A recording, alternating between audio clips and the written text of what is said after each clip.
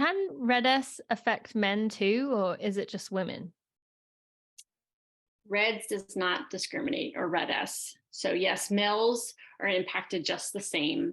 That is where they went back, and when they expanded female athlete triad, they realized that they were missing a big piece of the puzzle, and that was the male athlete.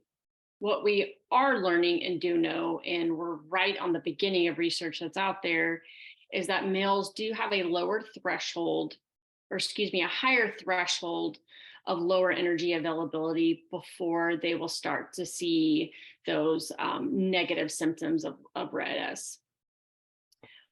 Yeah, explain that a little bit more to us. What does that mean? Yes, sorry. So for females, generally speaking, we will see a negative consequence when they drop between 30 to 35 calories per fat-free mass. Now, you don't have to have body composition. This is just what the research has shown. Males can sometimes drop below that to 20 to 15 before they have negative consequences, meaning bone stress injuries, sexual health dysfunction, digestive issues as well. Mm-hmm. That's the literature speaking. However, if somebody does start to have consequences as they drop their energy, that doesn't mean that they don't have RED-S. This is just kind of the starting point that they can consistently see health decline or performance decline as well. Where we do see a little bit of differences, where females tend to be impacted more rapidly by changes in nutrition, males tend to show more deficient signs of RED-S through energy expenditure, through the higher volume training, higher intensity training. That seems to be more strongly correlated with injuries, whereas females, when they have a drop in their intake, that seems to have that higher incident of health implications or injuries for them as well.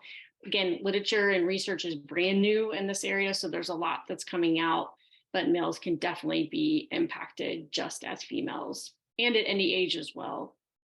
Thank you. So I want to ask another follow-up, but for what you just said, that any age, so you are literally talking any age. This is not just of reproductive years. Correct. There, I think the largest growing endurance group is now post-menopausal women. They're saying, hey, I love this sport. I want to continue to be active. My kids are grown, or maybe they choose not to have children. And they're like, why should I put a cap on what age I can continue to do this? But the challenge is there's no more menstrual cycle, but they have their own cultural impressions that are upon them. You know, we hear so much weight and fat phobia in that postmenopausal age that they're very carb restrictive, which is another part of RED-S. They're very energy deficit, trying to control and manipulate their weight. And so I've seen a lot of athletes coming to see me now with RED-S symptoms in that postmenopausal state.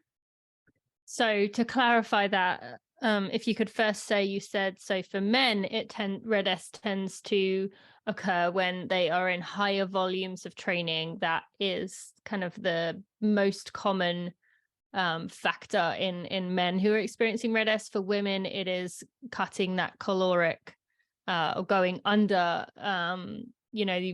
what your body needs to function correctly. And then for masters or older runners or older people who exercise, passionately, maybe, for those people, it's going to be symptom. Which of those do they fall into? Does it still follow the gender lines? Or if you could just clarify those first two, and then Sure. What would you say about the older generation? Well, with the older generation, going back to the expansion of triad, you lose a big piece of that, and that's the fact that the cycle normality. But they still have bone stress injuries, even higher risk of osteoporosis, because now they are in that postmenopausal state.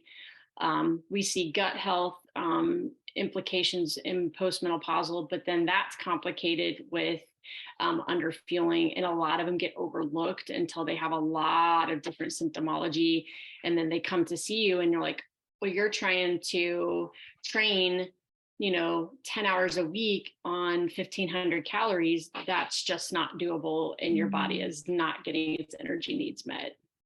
Okay, so this is a good reminder for if you are seeing those RED-S symptoms, even if you are postmenopausal, definitely get those checked out early. Thank you.